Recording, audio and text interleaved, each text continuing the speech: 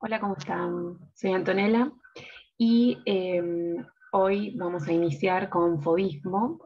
En el Zoom de la clase pasada funcionaba mal, así que vamos a hacer de cuenta que no lo empezamos, porque no sé si se escuchó bien.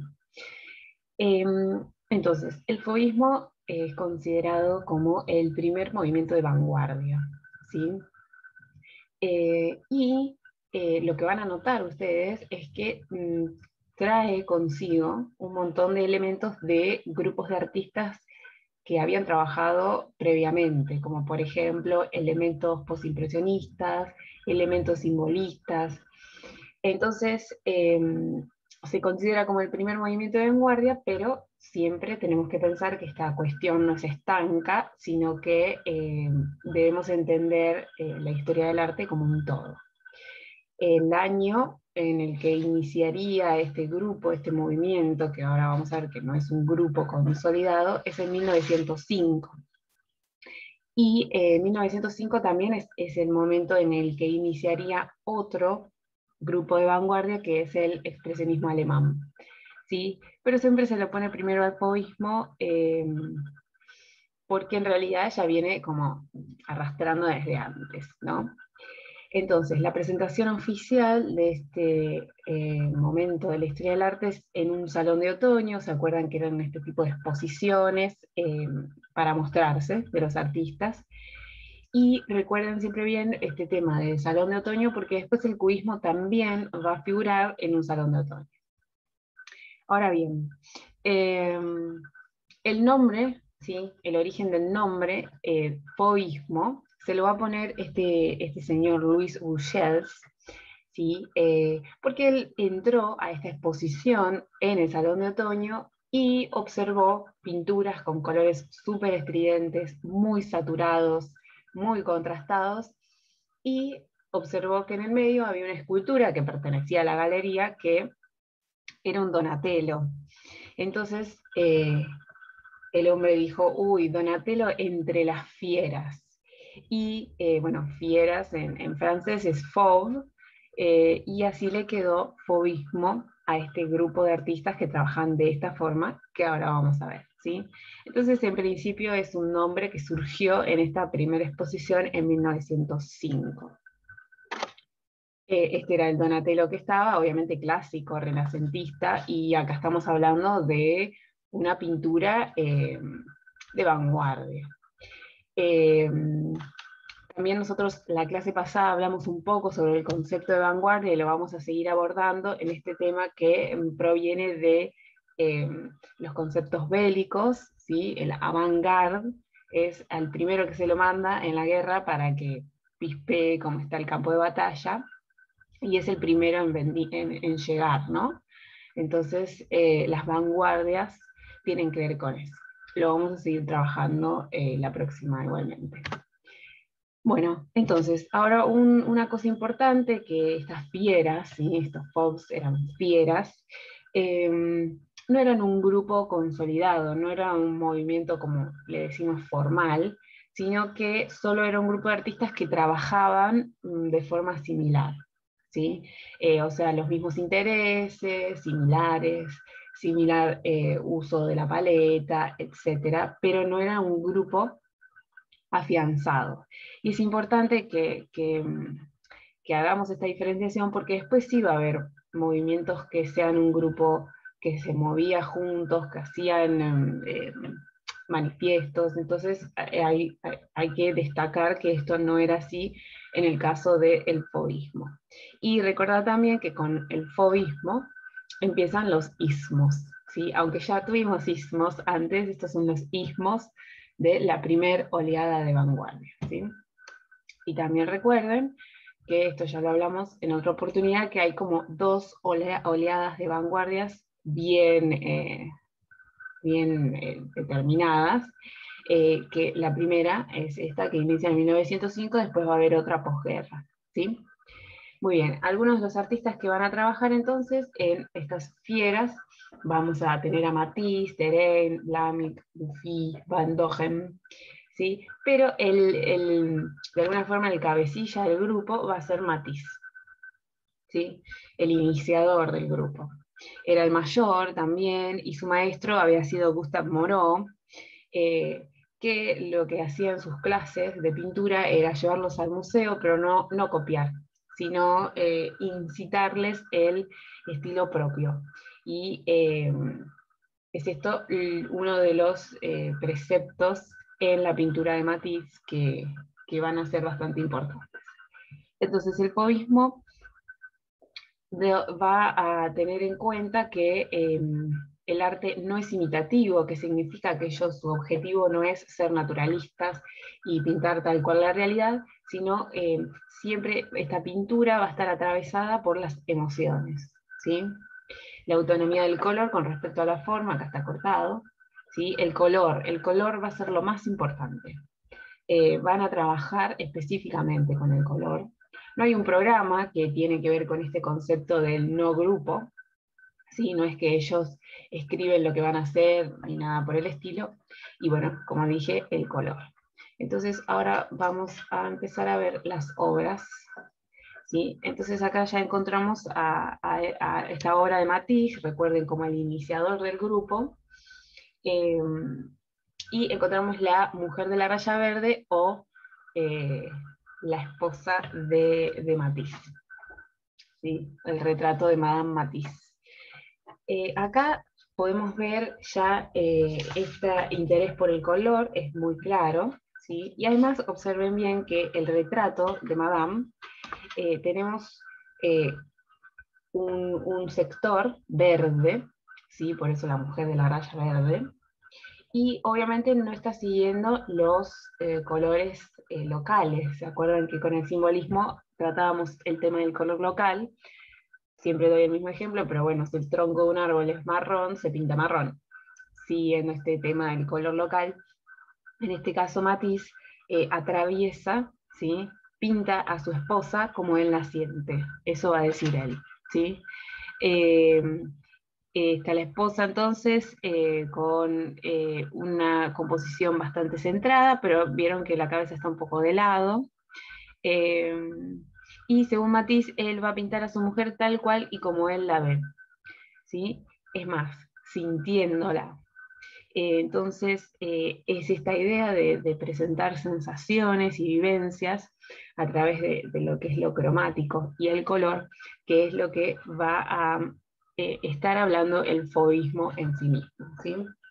Entonces, una de las cosas que habíamos visto en el Zoom, que creo que no salió, es que esta línea divide para un lado colores cálidos, ¿sí? Y para el otro colores fríos, como podemos observar acá. Y además también encontramos que hay un contorno con una línea muy gruesa, ¿sí? Que de un lado se convierte en un azul talo intenso, ¿sí? Ven que es una línea aplicada a pincel, y en este lado frío encontramos el contraste de complementarios, ven, azul-naranja, ¿sí? Entonces ya acá empezamos a ver esto que tiene que ver con que el fauvismo en general intentaba aplicar una paleta de contrastes de complementarios, ¿sí? Recuerden que los colores complementarios, al estar juntos, lo que hacen es potenciarse mutuamente. Entonces, el naranja va a ser mucho más naranja al lado de un azul que, por ejemplo, al lado de un amarillo, ¿sí? Entonces, esto le va a otorgar a la pintura una vibración que obviamente a los fauvistas les atraía mucho para trabajar, ¿sí? Además, bueno, encontramos cierto trabajo de pincelada bastante interesante. Uno de los temas que van a determinar también este trabajo del color va a ser, Matisse va a viajar a Collioure, ¿sí? En el Mediterráneo, y al viajar a esta playa no solamente va a descansar, sino que va a empezar a observar que al estar el sol en una posición determinada, más perpendicular en el Mediterráneo, los colores se vivenciaban de otra forma. Entonces, según Matisse, que él tiene sus escritos, que es un libro que él escribió que se llama Notas de Pintor, va a decir que después de ese viaje nunca más volvió a ver el color de otra forma, ¿sí? Incluso después va a viajar también al norte de África con estos mismos objetivos de observar el color. Bueno, Henri Matisse entonces, y acá ya encontramos obras que nosotros en realidad ya vimos en lo que era el postimpresionismo, no sé si se acuerdan. Incluso acá encontramos elementos puntillistas. Entonces acá también va otra aclaración, que es que nosotros vamos a ver mucha obra fauvista de Matisse y de otros artistas también, lo que no significa que ellos hayan sido fauvistas toda su vida, sino que es obra fauvista de ese determinado momento. ¿Sí? Ellos van a tener una exploración anterior y una posterior que no tiene nada que ver con el fauvismo, y eso es lo interesante. ¿Sí? No crean que Matisse es fauvista toda su vida, sino que ese fue un periodo. Entonces, otra vez volver a este concepto de que no está estanco para nada en la historia del arte. Muy bien, La mujer de la raya verde. Y acá, perdón, acá ya observamos pinturas que también nos recuerdan un poco al simbolismo, este trabajo de la figura humana y de los bañistas también como tema. En este caso, la figura humana está estilizada. ¿Y qué significa eso? Que no le va a interesar tanto el naturalismo y la proporción, sino la expresividad de ese cuerpo, perdón. Como por ejemplo esta mujer, que si uno dijera, bueno, hay que corregir el dibujo ahí, no, a él le interesa mostrar las formas y lo que están haciendo. En este caso detrás, una danza, y después disfrutando de la naturaleza. Después también observen que los árboles están planteados con líneas, ¿sí? Muy concretas, algunas de contorno, y planos de color. Fíjense, ¿sí? Todos planos de color, y otra vez con un color atravesado por los sentimientos, o sea, no hay un color local, como por ejemplo este tronco que es como azulado. ¿Sí? Una de las obras más conocidas de Matisse es Lujo, calma y voluptuosidad, que trata, esta no es encima, trata estos mismos temas, los bañistas y demás, y que después va a ser aplicada como en fragmentos en un montón de otras pinturas. Acá tenemos la danza, ¿sí? Hay varias de estas, la danza 1, la danza 2, y vemos otra vez, figura humana estilizada, ¿sí? Cuando no es perfecta, digamos anatómicamente perfecta, que como por ejemplo lo hubiéramos visto quizás en el Renacimiento, en el Barroco, donde se intentaba plasmar las musculaturas de los personajes y un naturalismo muy extremo. En estos casos lo que le va a interesar a Matisse es qué está haciendo ese cuerpo, ¿no? Entonces, no le interesa la perfección anatómica, no significa que no la sepa hacer también, ¿sí? Entonces, vamos a ver acá que hay mucha planimetría, fíjense el fondo, no se es determinado si hay profundidad o no, sino que solamente con dos colores planteó ahí una arriba y una abajo, por ejemplo. No es abstracción porque nosotros podemos decodificar qué es lo que estamos viendo, ¿no? Y es un dibujo muy elemental, ¿sí? Con líneas de contorno, líneas marcadas, líneas moduladas también, observen. Sí, líneas moduladas, o sea, en algunos sectores más gruesos, en otros más finitos, pero se reconocen las figuras, ¿sí? Entonces él acá intentando mostrar esto, que es ese cuerpo relajado que está disfrutando de una danza. Muy bien, acá está metido una pintura que estoy grabando, pero eso no es de Matisse. No, esta es de Picasso. ¿Sí? Y esta es una pintura protocubista, ya la veremos en su momento, pero está puesta en este sector para que observemos que mientras Matisse estaba haciendo esto, por otro lado, Picasso estaba trabajando con estos elementos. Hay puntos en común, sí, la figura humana, la figura femenina, los bañistas, pero piensen que se está trabajando en simultánea estas pinturas. ¿Sí? Bueno, acá seguimos con Matisse. Otra vez, planos de color, ¿sí? Bien determinados, como mapa. Entonces esta obra se llama Interior con joven leyendo, ¿sí? Y otra vez podemos ver la planimetría, la línea bien marcada de contorno. No hay una abstracción porque podemos seguir reconociendo lo que estamos viendo, y los elementos, la línea bien elemental, ¿sí? Se reconoce. No hay gran detalle, pero se puede reconocer. Muy bien, acá tenemos otra que se llama música, ¿sí? Y otra vez vemos este fondo azul y verde, como habíamos visto anteriormente, y directamente también contraste complementarios con el naranja y el azul de estas figuras. Otra vez las figuras tienen esta deformación expresiva, nos miran de frente, ¿sí? Y hay una línea bastante expresiva y modulada.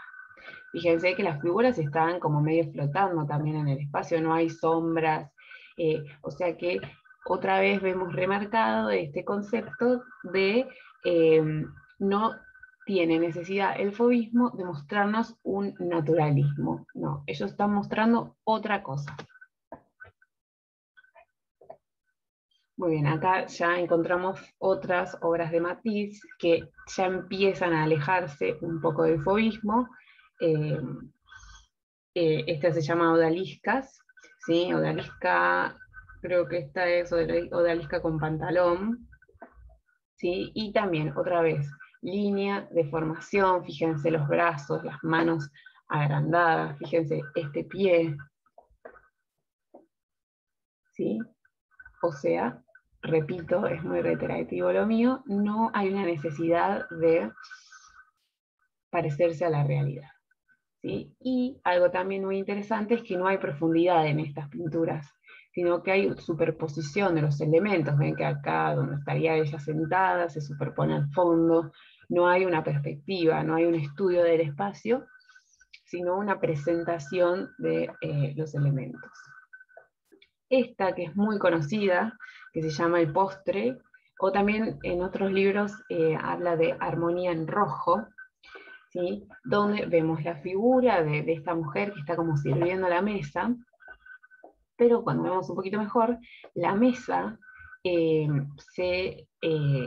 alguna forma confunde con lo que sería la pared, ¿sí? de la habitación. Fíjense que una línea muy finita, como que nos diría, bueno, acá termina la mesa, eh, y el mantel y la pared tienen como el mismo estampado, ¿sí? Como el mismo motivo.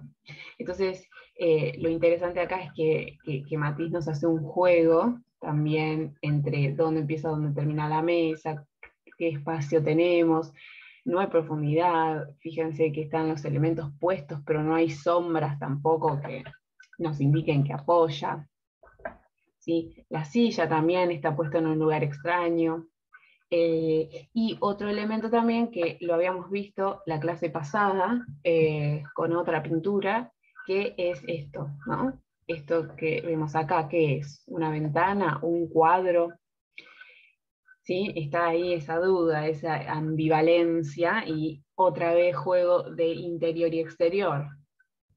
¿Sí? Estos elementos que son como flores, volutas, que también se encuentran afuera, si es que esto es una afuera o es un cuadro. Entonces Matisse también juega con esta, de forma sintética, ¿no? Porque vemos que es una pintura muy sintética, juega con estos elementos de ambivalencia.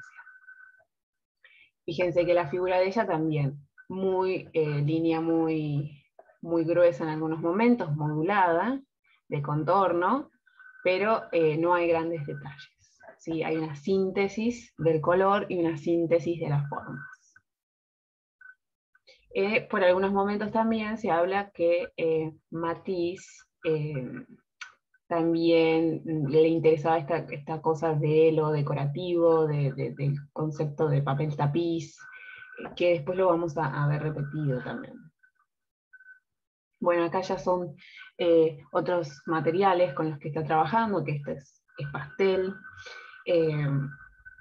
vemos por detrás un biombo, ¿sí? Esto también es una odalisca, pero también simplicidad de las formas, acá sí agrega algunas otras sombras, pero siempre nos mantenemos ante estas vibraciones de los colores, ¿no? Esta se llama odalisca con magnolia, ¿sí? Esta es una acuarela, si no me equivoco. Y acá ya empezamos a ver este amor de Matisse por los estampados que vimos recién en el postre. Bien repetido, ya es una imagen con mucha información, pero seguimos con los mismos conceptos. Fíjense las líneas de contorno, los planos de color, la ausencia de profundidad, ¿sí? Esto le interesó mucho a Matisse a lo largo de su vida, y vamos a ver que en algunas hay una pintura más naturalista que en otras. ¿Sí? Acá ya nos estamos saliendo, acá ya nos salimos, perdón, del fauvismo.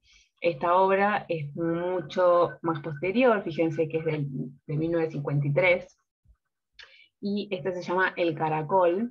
Y esto se los muestro para que reafirmar este término que les había dicho anteriormente, que es que Matisse tiene obra fauvista, pero no es que va a ser fauvista toda su vida, ¿sí? Matisse va a tener una artritis que le va a impedir trabajar con pincel cuando ya es más viejito.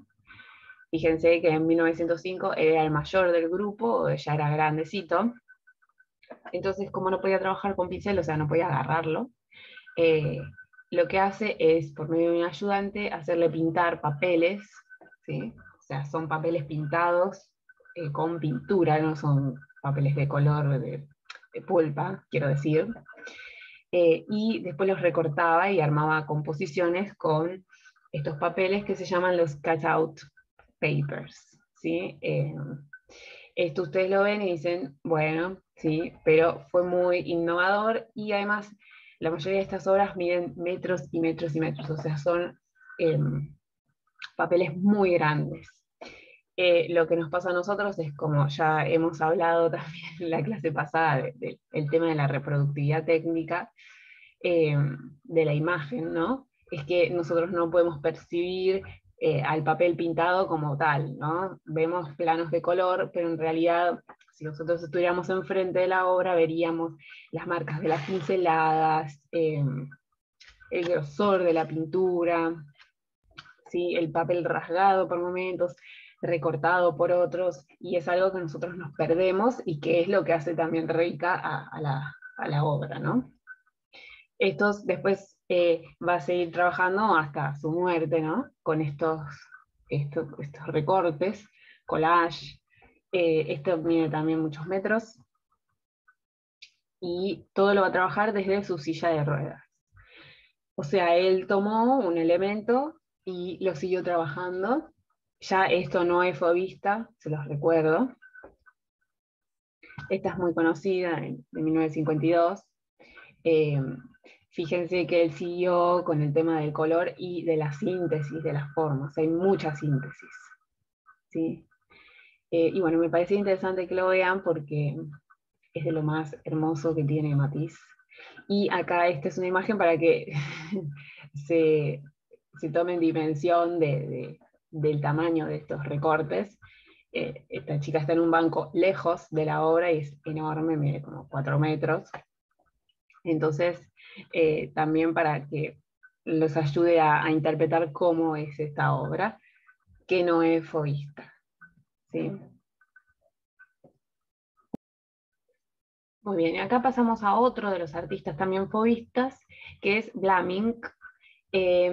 Este artista sí, la mayoría de su producción va a ser fauve, a diferencia de Matisse, ¿no? Entonces, acá observamos, estos son paisajes, ¿sí? Donde, digamos que el artista nos deja algunos datos para que sepamos que es un paisaje, pero por momentos tiende a la geometrización, tiende, no a la abstracción, ya es mucho, pero tiende a la simplificación en extremo. Fíjense que hay planos superpuestos en esta arboleda, por ejemplo, o en este tronco.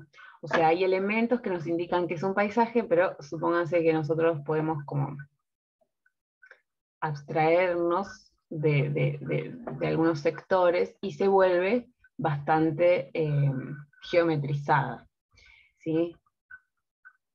Acá vemos otro, la mayoría son paisajes, ¿sí? Sigue, digamos, los conceptos estos que hablamos anteriormente del contraste de color y de la ausencia de color local y la vibración de esos colores, y no hay una intención de que se reconozcan los objetos como reales, sino que atravesados por estas sensaciones. Entonces, por ejemplo, fíjense los troncos, eh, de alguna forma como retorcidos, que habla de que el artista interpretó esos árboles y no que está copiando un paisaje tal cual lo ve, ¿sí? Bueno, también Vlaminck va a tener una pincelada como mucho más recargada que Matisse, o sea, más matérica, más cantidad de óleo de pintura. Acá vemos otro, ¿sí? Fíjense, nuevamente, contraste de complementarios, azul y naranja, y también esta cuestión de un paisaje que se aplana. Si nosotros queremos ver estas casitas, están más, con colores más fríos, como que se alejan, pero vuelve a ser como una pintura muy plana. Acá otra, ¿sí? Bote sobre el Sena, muchos planos de color, miren acá. ¿Sí? Acá tiene como una especie de contorno, y son pinceladas con mucha pintura, y muy planas, ¿sí? O sea, si nosotros nos quedamos con este sector, se vuelve casi una abstracción, ¿sí? Eh, Sin embargo, no lo es. Pero con esto queremos decir que hay una simplificación de las formas muy evidente. Otro de contrastes de complementarios, en algunos va a tender a una línea de contorno muy gruesa, muy gruesa. Acá tenemos otro. ¿Sí? Este es muy importante, el contraste de complementarios. Esto es como una visión desde arriba de unos carruajes. ¿Sí? Fíjense, este también. O sea que no le interesa el naturalismo como a Matisse. Y recuerden que como no eran un grupo consolidado, va a haber diferencias también de conceptos. Entonces, no todos son iguales, ¿no?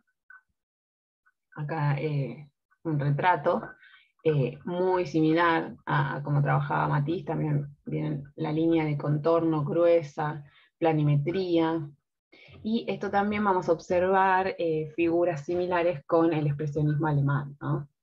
Que se va a dar, nosotros lo vamos a dar posterior, pero se va a dar en el mismo tiempo, temporalmente, en el mismo momento. Más planos de color. Bien, luego tenemos también a Derain, ¿sí?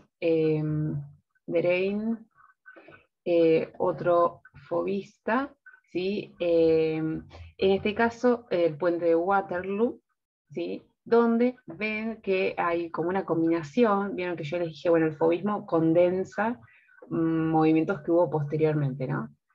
Como por ejemplo el puntillismo, y fíjense acá, en este sector hay elementos puntillistas. Entonces mezcla esta cuestión de la planimetría y algunos elementos puntillistas, y obvio contraste de color, ¿sí?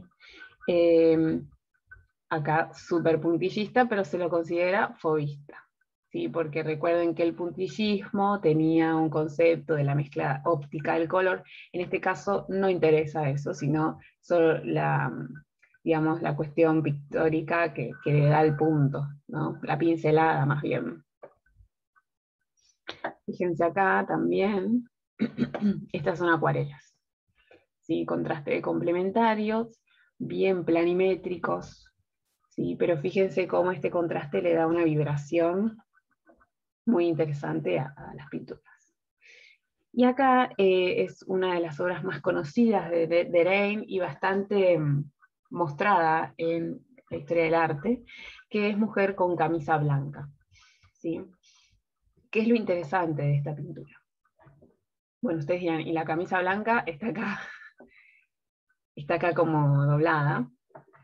Lo interesante es la deformación del cuerpo, obviamente deformación expresiva que también lo hemos visto en Matisse. Miren el tamaño de esta mano con la otra comparada, ¿no? Es enorme, es hasta que casi que se transforma como en una garra, ¿no? Entonces, acá otra vez volvemos a este tema. Los fauvistas pintaron a través de sus sensaciones, ¿sí? Es una interpretación de la realidad y no una copia de la realidad.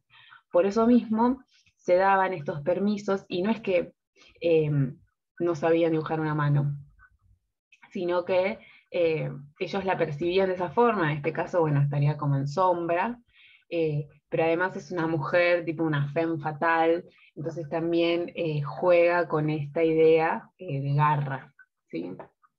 Eh, Fíjense también en el retrato, que siempre nosotros decimos, bueno, el retrato es los ojos, es el momento psicológico de una pintura, y nosotros tendemos a buscar ojos y retratos para entenderla. Y fíjense que también está deformada, con una línea muy gruesa, los, los ojos muy agrandados, ¿sí? Eh, a ver, si nosotros nos alejamos, no, no deja la tradición de un modelo, o sea, es una mujer posando, pero tiene estos elementos modernos que vamos a ver en movimientos posteriores también, ¿sí? Fíjense también la línea de contorno azul, ven que es azulada, que contrasta con este pelo súper recontra naranja, contraste de complementarios, ¿no? Pero también hay elementos como, por ejemplo, esta zona, ¿sí? Y la mano, que hay una deformación para eh, expresar. Hay zonas con más cantidad de pintura que otras, por ejemplo acá, en este sector de la derecha, está como planteada la camisa, ¿no? Con solo unas líneas, con unas pinceladas. Pero en otros sectores aplica más pintura. Entonces esto de lo inacabado también se vuelve interesante, ¿sí? Eh, Fíjense el azul cerca del naranja como vibra, el rojo cerca del verde, ¿sí? Esto, recuerden siempre esta pintura porque después la vamos a contrastar en el expresionismo alemán con algunas pinturas de Munch, ¿sí? Esta de Deren, ¿sí?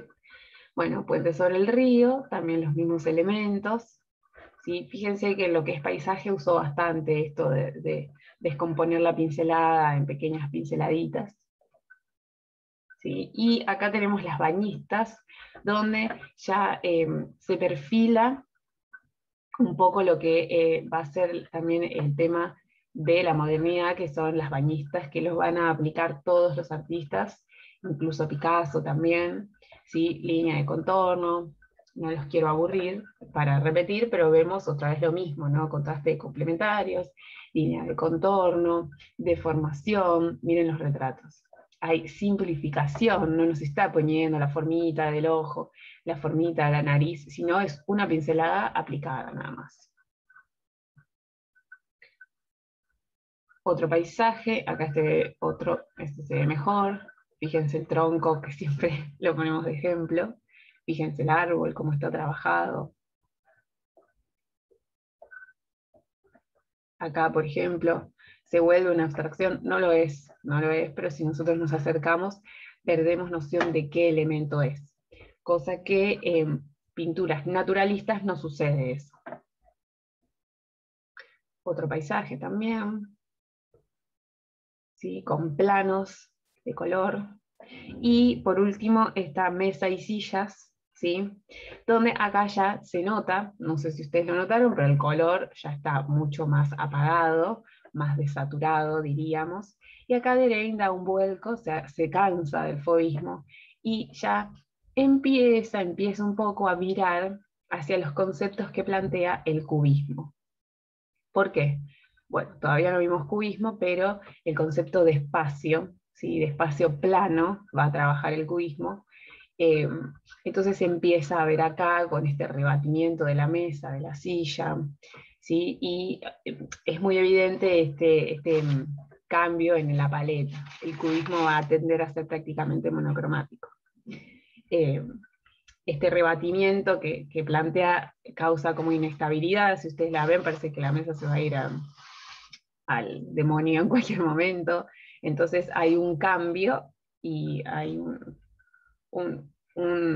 rever su pintura en este momento, ¿sí? O sea que acá ya no es más fodista. Muy bien. Acá entonces tenemos a Dufy, ¿sí? Vamos a ver un poquito de Dufy, ¿sí?